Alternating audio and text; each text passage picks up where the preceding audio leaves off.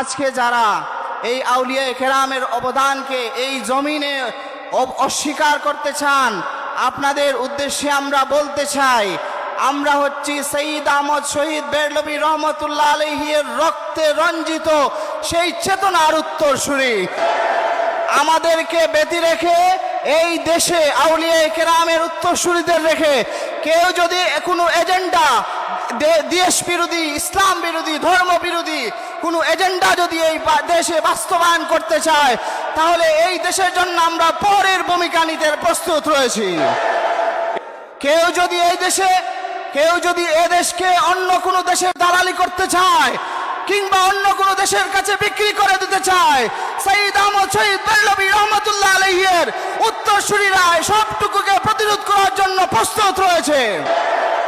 সঈদ আহমদ শহীদ বেরলভী রহমতুল্লাহ আলাইহির উত্তরসূরিরা শুধুমাত্র নামমাত্র উত্তরসূরি নয়, বরং রক্তে রঞ্জিত হয়ে এই দেশকে বাঁচানোর জন্য প্রস্তুত রয়েছে।